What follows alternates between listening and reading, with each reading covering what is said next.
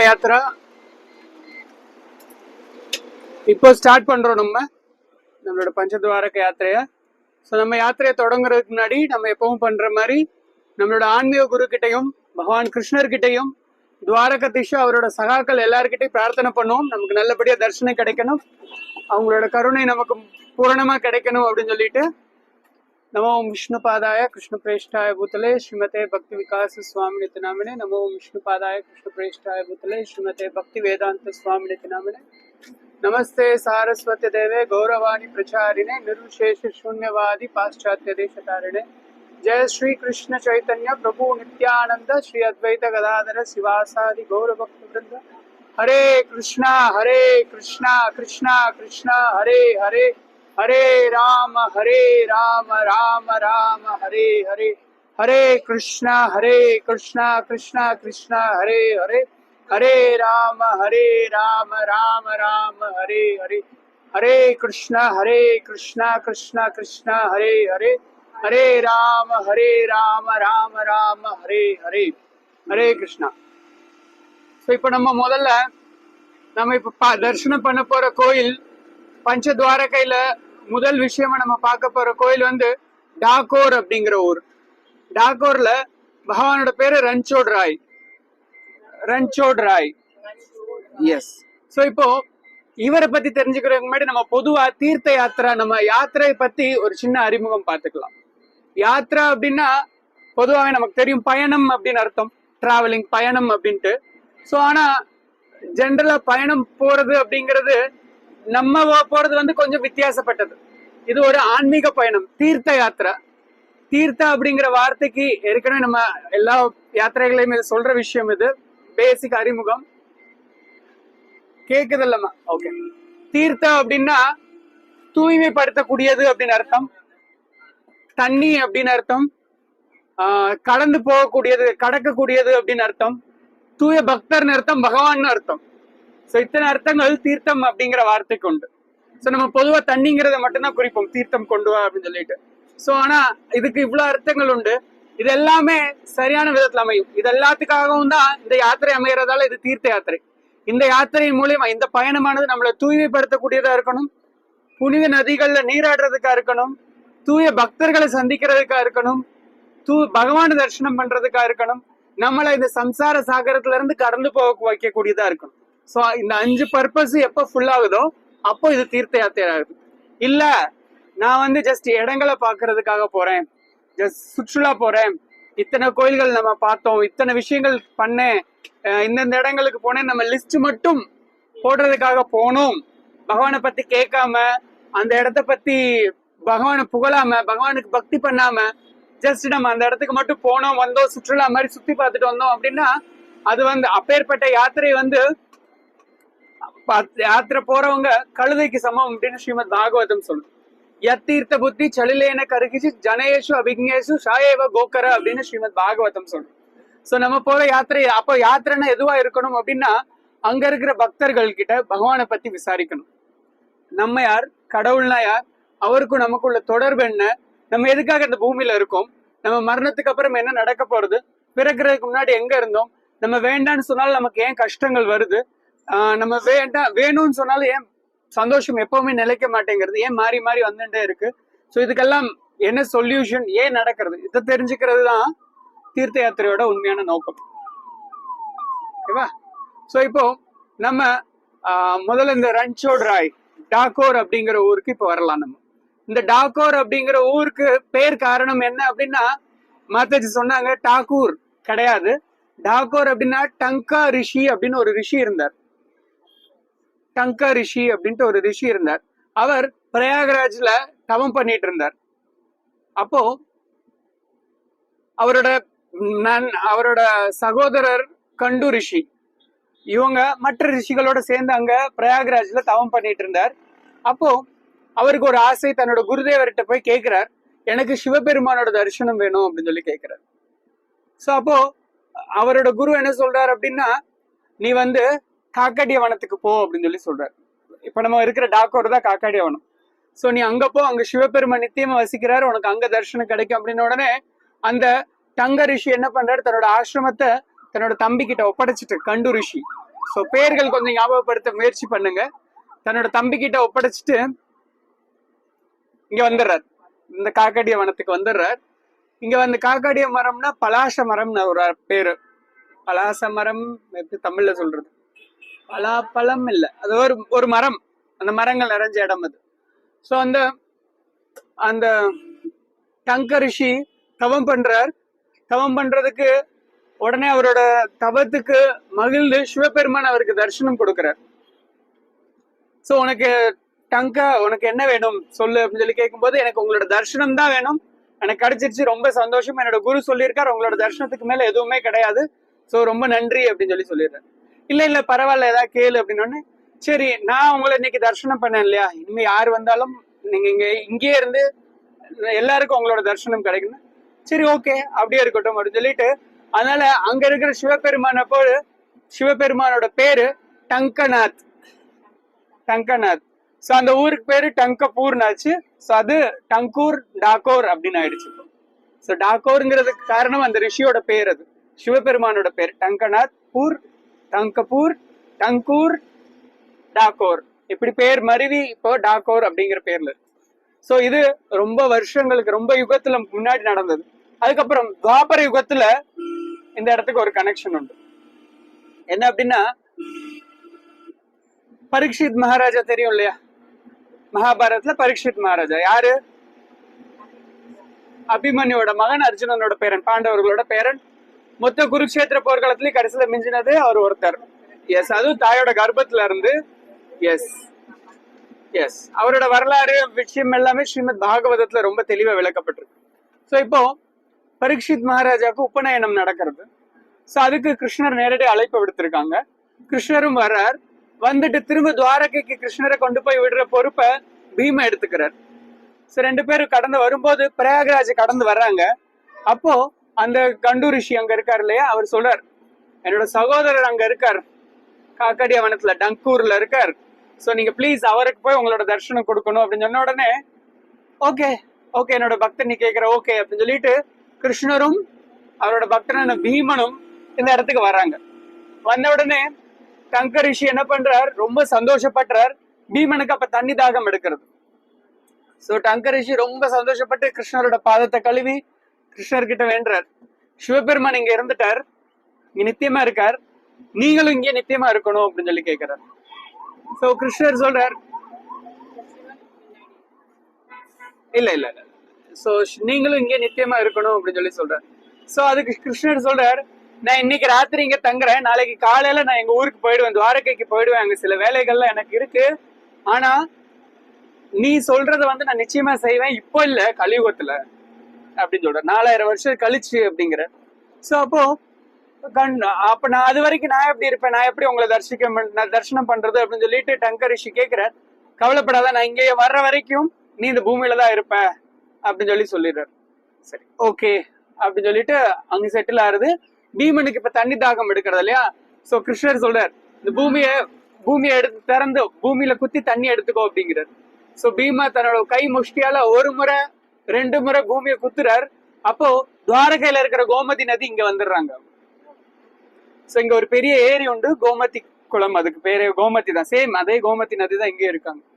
So இப்ப துவாரகதீஷா இங்க வர்றாரு அப்படின்னா கோமதி நதி இங்க இருக்கணும். சோ அதனால கோமதி இங்க வந்துடுறாங்க. சோ கிருஷ்ணர் பிராமிஸ் பண்ணிட்டார், சிவபெருமான் ஆல்ரெடி வந்துட்டாரு, விஷ்ணுவோட சிறந்த பக்தரான சிவபெருமானும் ஆல்ரெடி வந்துட்டார். சோ இப்ப என்ன நடக்கிறது அப்படின்னா, சோ இதுக்கப்புறம் துவாபர யுகமும் க்ளோஸ் ஆயிடுச்சு. இப்போ கிருஷ்ணர் பிராமிஸ் பண்ணிட்டார், கலியுகத்துல வருவேன்னு சொல்லிட்டு.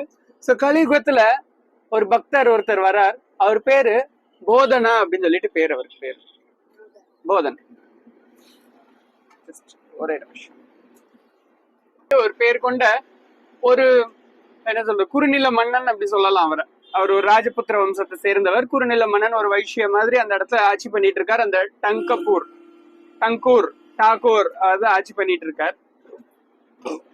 அவருக்கு ஒரு பழக்கம் என்னன்னா, சின்ன வயசுல இருந்து ஒவ்வொரு வருஷமும் துவாரகைக்கு நடந்து போய் பகவானை தரிசனம் பண்ணிட்டு வருவார்.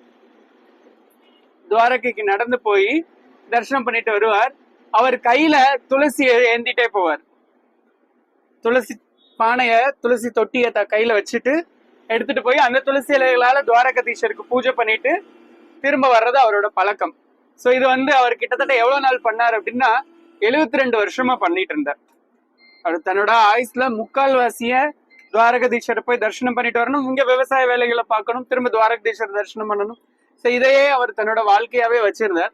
அவர் ரொம்ப வயசான காலகட்டத்தினால அவர் என்ன பண்றார், துவாரகதீஸ்வரத்தை வேண்டுறார், என்னால வர முடியல, பிளீஸ் ஏதாவது பண்ணுங்க, உங்களோட கருணையை கொடுங்க, எனக்கு நான் உங்களை தரிசிக்கணுமே அப்படின்னு சொன்ன உடனே சோ துவாரகதீஸ்வர் நேர்ல வந்து சொல்றார், நீ அடுத்த வாட்டி வரும்போது மாட்டு வண்டியில வா, நானும் உன் கூட வந்துடுறேன், இனிமே நீ என்ன டெய்லி தரிசனம் பண்ணு, வருஷத்துக்கு ஒரு முறை இல்ல டெய்லி என்ன தரிசனம் பண்ணு அப்படின்னு சொல்லி சொல்லிடு, எனக்கு இங்க இருக்க பிடிக்கல அப்படிங்கிற. சோ அதே மாதிரி போதனாவும் மாட்டு வண்டி எடுத்துட்டு போறார், எடுத்துட்டு போயிடுறார், தரிசனம் பண்றார். தரிசனம் பண்ணி அன்னைக்கு நைட்டு சயனார்த்தி எல்லாம் முடிஞ்சு பகவான் எல்லாம் தூங்க வச்சுட்டு எல்லா பூஜாரிகளும் வீட்டுக்கு போன பிறகு துவாரகதீஸ்வரர் வந்து போதனாவை எழுப்புறாரு, என்ன தூக்கிட்டு போய் மாட்டு வண்டியில போய் நம்ம போலாம் நம்ம டாக்கோர் போலாம் அப்படின்னு சொல்லிடுறாரு. சோ அவரு போதனாவும் அதே பண்றாரு, கிருஷ்ணரோட விக்கிரகத்தை எடுத்து மாட்டு வண்டியில வச்சுட்டு வண்டியை ஓட்ட ஆரம்பிச்சிடுறாங்க. சோ போதனாக்கு ஆல்ரெடி ரொம்ப வயசாயிட்டதால அப்படின்னு சொல்றாரு, என்னால முடியல, ரொம்ப டயர்டா இருக்கு, சரி நீ தூங்கு நான் ஓட்டுறேன் அப்படின்னு சொல்லிட்டு துவாரகதீஸ்வரர் வண்டி ஓட்டிட்டு வரேன், ஏன்னா விடிறதுக்குள்ள நம்ம ஊருக்கு போகணும், இல்லைன்னா இவங்க வந்து நம்மள மறுபடியும் பிடிச்சிருவாங்க அப்படின்னு சொல்லிட்டு மாட்டு வண்டி ஓட்டிக்கிட்டே வரார். சோ காலையில பிரம்ம முகூர்த்த வேலையாயிருது. போதனா எந்திரிச்சிட்டார், எந்திரிச்சு துவாரகதீஸ்வருக்கு உண்டான காலையில உபச்சாரங்கள் பண்ணணும், காலையில பூஜை பண்ணணும் பிரம்ம முகூர்த்தத்துல. சோ நேரம் ஆச்சு அப்படின்னு சொல்லிட்டு அவர் எந்திரிக்கிறார், பக்கத்துல இருந்த நதியில குளிச்சுட்டு அதாவது விக்கிரக வழிபாடுல முக்கியமான விஷயம் என்ன, காலையில நம்ம எப்படி எந்திரிச்சு என்னெல்லாம் பண்றோம் அதெல்லாமே பகவானோட விக்கிரகங்களுக்கு பண்ணுவோம். பகவான் ஒரு சுப்ரீம் நபர், நம்ம எப்படி ஒரு நபரோ பகவான் எல்லாத்துக்கும் உச்சமான ஒரு நபர், அதனால எல்லா விதமான வழிபாடுகள் எல்லா விதமான உபச்சாரங்களும் அவர் கொடுப்போம், ஒரு ராஜா கொடுக்குற விஷயம். சோ அதனால அவர் காலையில எந்திரிச்ச உடனே அவருக்கு பல்லு விளக்க வேப்பங்குச்சி கொடுக்குறோம். சோ அங்க மாட்டு வண்டி நின்றுட்டு இருந்த இடம் வந்து விடிஞ்ச உடனே நின்றுட்டு இருந்த மரம் வந்து என்னன்னா ஒரு வேப்ப மரம். சோ போதனை என்ன பண்றாரு, ஒரு குச்சியை ஒடிச்சு பகவானுக்கு பல்லு விளக்கு ஆஃபர் பண்றாரு, அதுக்கடுத்து அவருக்கு அபிஷேகம் நைவேத்தியம் எல்லாமே ஏற்பாடு பண்ணிடுறாரு. சோ அந்த குச்சி அந்த மரம் இன்னைக்கு இருக்கு, அந்த மரத்தோட இலைகள் இனிப்பாயிடுச்சு, வேப்ப மரத்தோட இலைகள். சோ இன்னைக்கு இருக்கு, அந்த கோயில் இருக்கு. சோ அதுக்கப்புறம் மறுநாள் ஓகே காலையில பூஜை முடிஞ்சிருச்சு, இப்ப நம்ம வேகமா போகணும் அப்படின்னு சொல்லிட்டு வேகமா கொண்டு போறார். இந்த விஷயங்கள் டாக்கோர் நகர மக்கள் எல்லாருக்குமே தெரிஞ்சிருது. சோ போதநகர் துவாரகதீஸ்வரை கூட்டிட்டு வர்றார், பகவானோட விருப்பப்படி இங்க வர்றாரு அப்படின்னு சொன்னோடனே எல்லாரும் ரொம்ப சந்தோஷப்பட்டு, இப்ப கோயில் எதுவும் இல்லையே துவாரகதீஸ்வரை எங்க வைக்கிறது அப்படின்னு சொல்லி போதனாவோட வீட்லயே இருக்கட்டும் அப்படின்னு சொல்லிட்டு பிளான் பண்ணி வைக்கிறாங்க. சோ ஓகே இங்க இந்த காட்சி நடந்துட்டு இருக்கு. இப்போ துவாரகைக்கு போறோம். காலையில பூஜாரி கோயில திறக்கிறார், காலையில பூஜைக்காக என்ன பாக்குறாரு, ஒண்ணும் இல்ல பகவான் எல்லாம் அங்க. எல்லாம் எல்லாரும் அதிர்ச்சியாகி காவலாளிகள் எல்லாரையுமே விசாரிக்கும் போது நேற்று ராத்திரி போதனான்னு ஒருத்தர் வந்திருந்தார், அவர் தான் இருக்கணும், அவர் தான் காலையில காணும், அவர் தான் திருடனா இருக்கணும்னு சொல்லிட்டு பூஜாரிகள் எல்லாருமே கையில ஆயுதங்களோட எடுத்துக்கிட்டு மற்ற காவலர்கள் எல்லாரும் வேகமா இங்க வராங்க, டாக்கோருக்கு வராங்க. அதுக்குள்ள இந்த விஷயம் இங்க தெரிஞ்சிடுது. தெரிஞ்ச உடனே போதனை என்ன பண்றாருன்னா, அந்த கோமதி குளம் இருந்தது இல்லையா, அதுக்குள்ள துவாரகதீஸ்வரை ஒளிச்சு வச்சிடுறார். ஒளிச்சு வச்சுட்டு இவங்கள இந்த பிராமணர்களை எதுவும் தெரியாதபடி வரவேற்கிறதுக்காக தயிர் பால் நெய் சக்கரை எல்லாத்தையும் எடுத்துட்டு போய் அன்பை வரவேற்கிறதுக்காக, இதெல்லாமே ஒரு உயர்ந்த விருந்தாளிக்கு கொடுக்கக்கூடிய விஷயங்கள், இந்த தயிர் பால் நெய் சக்கரை இந்த 5 விஷயங்கள். சோ கொண்டு போய் கொடுக்குறார். ஆனா இவங்க பார்த்தவொடனே நீ ஒரு திருடன், நீ பகவானே தூக்கிட்டு வந்துட்டேன்னு சொல்லிட்டு அவங்க பார்த்த வேலை என்னன்னா ஒரு ஈட்டி எடுத்து அவரை கொண்டுட்டாங்க, ஈட்டி எடுத்து அவரை கொண்டுறாங்க. சோ அதுக்கப்புறம் இந்த ஊர் மக்கள் எல்லாருமே நீங்க எப்படி எங்க தூய பக்தரை கொல்ல போச்சு அப்படின்னு சொல்லிட்டு அவங்க சண்டைக்கு போறாங்க, அவங்க சண்டை போடுறாங்க, மாறி மாறி ஒரு பெரிய சண்டையே நடக்கிறது. சோ இதை தெரிஞ்சுக்கிட்ட போதனாவோட மனைவி கங்காபாய் அவங்க என்ன பண்றாங்கன்னா, சண்டை நடக்கக்கூடாது, பகவானோட பேரை சொல்லி இவ்வளவு சண்டை நடக்கக்கூடாதுன்னு சொல்லிட்டு சமாதானப்படுத்துறாங்க. சமாதானப்படுத்திட்டு ராஜா சண்டை நிறுத்திட்டாங்க, கங்காபாய் சண்டை நிறுத்திட்டாங்க. இப்போ ராஜா கிட்ட பஞ்சாயத்து போறது, துவாரகதீஸ்வரர் என்ன பண்றது அப்படின்னு சொல்லிட்டு. சோ கங்காபாய் சொல்றாங்க, இந்த குளத்துக்குள்ளதான் இருக்காரு, எடுத்துக்கோங்க அப்படின்னு சொல்லி. சோ அந்த பூஜாரிகள் எல்லாம் போய் துவாரகதீஸ்வரை தூக்க ட்ரை பண்றாங்க, முடியல. அவங்களால டெய்லியுமே பூஜை பண்ணிட்டு இருந்தவங்களால துவாரகதீஸ்வரை இப்ப அசைக்கவே முடியல. சோ அதனால இந்த விஷயம் பிரச்சனை ராஜா கிட்ட போறது. ராஜா இப்ப ஞாபகம் இருக்கா, நம்ம முதல்ல ஒரு ரிஷி பேர் சொன்னோமே, டங்க ரிஷி. அந்த ரிஷி கிட்ட போய் ராஜா கேக்குறாரு இப்ப என்ன பண்றது அப்படின்னு சொல்லிட்டு. அவருக்கு பகவானோட விருப்பம் என்ன தெரிஞ்சதால பகவான் அவர்கிட்ட சொல்றார், டங்க ரிஷி கிட்ட சொல்றார், என்னோட எடைக்கு எடை தங்கம் தர்றேன்னு சொல்லு அந்த பூஜாரிகள் கிட்ட. பூஜாரிகள்கிட்ட அதே மாதிரி சொல்றாங்க, நாங்க எடைக்கு எடை தங்கம் தர்றோம், உங்களுக்கு ஓகேவா அப்படின்னு. ஓகே அப்படின்னு சொல்லிடுறாங்க. அவங்களுக்கு எடைக்கு எடை தங்கம்னா எவ்வளவு, ரொம்ப துவாரகதீஸ்வரா தூக்கவே முடியலையே இப்போ. சோ அந்த பிராமணர்களுக்கு கொஞ்சம் ஆசை வந்துருச்சு இப்போ. சோ தூக்கவே முடியாத டேட்டுக்கு எவ்வளவு தங்கம் கொடுக்கப்பாங்களோ சந்தோஷம் அப்படின்னு சொல்லிட்டு ஓகே அப்படின்னு சொல்லிடுறாங்க. சோ அப்புறம் இப்ப விக்கிரகத்தை கொண்டு வந்து தராசுல யாரு வைக்கிறதுன்னு சொல்லி கேட்கும்போது கங்காபாயால முடியும் அப்படின்னு சொன்னோன்னே கங்காபாய் ரொம்ப ஈஸியா தூக்கிட்டு வந்து தராசுல வச்சிடுறாங்க. அவங்க கிட்ட எவ்வளவு தங்கம் இருந்ததுன்னு நினைக்கிறீங்க கங்காபாய் கிட்ட? ஆமா, எவ்வளவு தங்கம்? ஒரே ஒரு மூக்குத்தி, ஒரே ஒரு மூக்குத்தி இருந்தது, ஒரு குண்டுமணி சின்ன மூக்குத்தி. அதை கலட்டி தான் வச்சுட்டு ஒரு துளசியில வச்ச உடனே பேலன்ஸ் ஆயிடுச்சு. சோ இந்த பிராமணர்களுக்கு எல்லாம் ரொம்ப ஏமாற்றம் ஆயிடுச்சு. பகவானே, உங்களை நாங்க சாதாரண கல்லு நினைச்சோம், தயவுசெய்து எங்களை மன்னிச்சிடுங்க, எங்களை மன்னிச்சிடுங்க, நீங்க கல்லு கிடையாது, நீங்க ஒரு ஸ்பெஷலான நபர், எங்களுக்கு புரிஞ்சிருச்சு, எங்களை மன்னிச்சிடுங்க சொன்ன உடனே இப்ப எங்களுக்கு உங்களை விட்டு இருக்க முடியாது, எங்களுக்கு துவாரகதீஸ்வர் வேணும், துவாரகைக்கு துவாரகதீஸ்வர் இல்லைன்னா எப்படி இருக்கும், சோ ப்ளீஸ் நீங்க எங்க கூட வந்துருங்கன்னு. இல்ல இல்ல இல்ல, நீங்க கொஞ்சம் வெயிட் பண்ணுங்க, இன்னையில இருந்து 6வது மாசம் சாவித்ரி கிணறுன்ற அங்க ஒரு கிணறு உண்டு, சாவித்ரி வாவ் அப்படின்னு சொல்லிட்டு சாவித்ரி கிணறுன்னு ஒன்று உண்டு. அந்த கிணத்துல இருந்து உங்களுக்கு விக்கிரகம் கிடைக்கும், துவாரகதீஸ்வரோட விக்கிரகம் கிடைக்கும். அதை எடுத்து நீங்க பிரதிஷ்டை பண்ணிக்கோங்க, நான் இங்கதான் இருப்பேன், இங்க இருந்து வரமாட்டேன் நானு, ஏன்னா இது நான் ஏற்கனவே கொடுத்த ப்ராமிஸ் அப்படின்னு சொல்லிடுறேன். சரி அப்படின்னு சொல்லிட்டு இங்க இந்த கோயில், இப்ப இங்க துவாரகதீஸ்வரர் வந்து இங்க டாக்கோர்ல ரன்சோட் ராய் அப்படின்னு பேரோட இங்க இருக்கார். அங்க துவாரகதீஸ்வர கிணத்துல இருந்து எடுக்கிறாங்க. எடுத்தவங்க என்ன பண்ணாங்கன்னா 6 மாசம் வரைக்கும் வெயிட் பண்ண முடியல, கொஞ்சம் முன்னாடியே எடுத்துடுறாங்க. சோ அதனால இவரை கம்பேர் பண்ணும்போது அவர் கொஞ்சம் குட்டியா இருப்பார், அவரோட கண்கள் இதெல்லாமே கொஞ்சம் நல்லா உருவாய் இருக்காது, லைக் ஜெகநாதர் மாதிரின்னு வச்சுக்கோங்களேன், முழுசா உருவாய் இருக்காது. போட்டோல பாத்தீங்கன்னா உங்களுக்கு தெரியும் அது. சோ இப்போ டாக்கோர்ல வருவோம், அந்த துவாரகதீஸ்வரோட கதை நாளைக்கு இன்னும் பார்ப்போம், நம்ம டீட்டெயிலா பார்ப்போம். இப்ப டாக்கோர்ல பகவான் ரொம்ப அழகா 1 மீட்டர் உயரத்துல இருப்பார், நல்ல பெரிய விக்கிரமம், ரொம்ப அழகாவே இருப்பார். தினசரி நல்ல அற்புதமான அலங்காரங்கள், 6 வேளை நைவேத்தியம் ரொம்ப அற்புதமாவே நடக்கும். கையில புல்லாங்குழல், சங்கு சக்கரத்தோட இருப்பார், கையில புல்லாங்குழல் வச்சிருப்பார், நல்லா பார்க்கலாம். மராட்டிய ஸ்டைல்ல கட்டப்பட்டிருக்கு இந்த கோயில். சோ இங்க லக்ஷ்மி தேவி இருக்காங்க, தனியா கோயில்ல இருக்காங்க இங்க. அதுக்கப்புறம் இவர் தான் ஒரிஜினல் துவாரகதீஸ்வரும், தெரிஞ்சிருக்கு, இப்ப புரிஞ்சிருக்குன்னு நினைக்கிறேன். இவர் தான் முதல்ல துவாரகதீஸ்வரி வரும், அதனால தான் இது டாக்கோர் துவாரகான்னு அழைக்கப்படுது. சோ இந்த பஞ்ச துவாரகா அல்லது நவ துவாரகா, இந்த 2 லிஸ்ட் எடுத்துக்கிட்டாலுமே இது முதல் துவாரகை யாரு, டாக்கோர் துவாரகா. சோ இப்போ அடுத்து பகவானோட பேர் ரன்சோட் ராய்ன்னு சொன்னோம், ரன்சோட் ராய். இந்த ரன் அப்படின்னா, ரண அப்படின்னா போர்க்களம் அப்படின்னு அர்த்தம், சோடுனா திருடன் அப்படின்னு அர்த்தம், அல்லது விட்டுட்டு வந்தவன் அர்த்தம். ராய் அப்படின்னா ராஜா, போர்க்களத்துல ஓடி வந்த ராஜான்னு அர்த்தம். சோ நம்ம ஊர்ல சொல்லுவோம் இல்லையா, புறமுதுகிட்டு ஓடி வந்தவன் சொல்லிட்டு, அது அவமானம். பட் இங்க பகவானை கொண்டாடுறோம் அந்த பேர்ல, ஏன்னா கிருஷ்ணர் பண்ணக்கூடிய ஒவ்வொரு செயல்களுமே திவ்யமானது. கிருஷ்ணர் பகவத்கீதையில சொல்றார், ஜென்ம கர்மச்சமே திவ்யம் ஏவம் யோவேதி தத்வதக தெக்தா தேகம் புனர்ஜென்ம நைதி மாமேதி சோ அர்ஜுனா அப்படிங்கிறார். அதாவது என்னோட பிறப்பு மற்றும் செயல்கள் திவ்யமானதுன்னு யாரு தெரிஞ்சுக்கிறாங்களோ அவங்க இந்த பூமியில மறுபடியும் பறக்கிறது இல்லை. சோ கிருஷ்ணரோட செயல்கள் திவ்யமானது, கிருஷ்ணரோட பிறப்பு திவ்யமானது, இதை புரிஞ்சுக்கணும் நம்ம.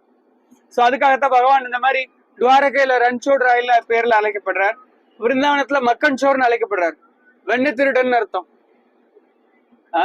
சோ பகவானுக்கு ஒரு பேர், ஒரு அஷ்டகம் ஒண்ணு உண்டு, பகவான் மேல ஒரு ஸ்துதி உண்டு, சோர அஷ்டகம் அப்படின்னு சொல்லிட்டு. சோர அப்படின்னா மறுபடி திருடன். சோ அவர் என்னென்னலாம் திருடுறார், வெண்ணெய் திருடுறார், கோபியர்களோட உடைய திருடுறார், பக்தர்களோட மனசை திருடுறார், நம்ம பல பல ஜென்மங்களை பண்ணி வச்சிருந்த பாவத்தை திருடுறார், இதயத்தை திருடுறார் பக்தரோட. சோ இந்த மாதிரி எல்லா விதத்திலையும் நம்ம அவரோட திருவடிகளை நோக்கி இருக்கிறார். சோ இந்த ரன்சோட் ராய்கிட்ட, கிருஷ்ணர் கிட்ட, துவாரகாதீஸ்வர் கிட்ட அதயத்தை வேண்டணும், நம்மளோட இதயத்தை திருட சொல்லி. சோ நம்மளோட இதயம் என்ன இருக்கு, இதயத்துல என்னென்னவோ இருக்கு, சொல்ல முடியாது, லிஸ்ட் போட முடியாது. சோ கிருஷ்ணா எங்களோட இதயம் நீங்க திருடிக்கோங்க, நீங்க மட்டுமே இருங்கன்னு சொல்லி நம்ம அவர்கிட்ட வேண்டிக்கலாம். ஹரே கிருஷ்ணா. भगवान की, द्वारकाधीश की। ஹரே கிருஷ்ணா.